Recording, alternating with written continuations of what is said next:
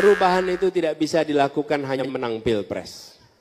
Perubahan itu hanya bisa terjadi kalau kita memenangkan juga pemilihan legislatif. Betul tidak? Ya, tidak bisa kalau hanya pilpres. Saya punya pengalaman.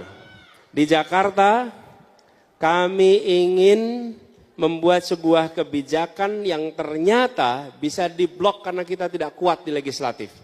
Kenapa? Karena kita tidak kuat di legislatif.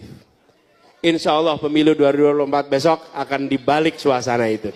Jadi besok kita harus memenangkan juga caleg-caleg dari partai pengusung kita. Betul? Apa partainya? Ada 3 pengusung, 1 pendukung. Betul? Saya sebutin berdasarkan abjad. Nasdem, PKB, PKS, Umat. Oke? Apa partai?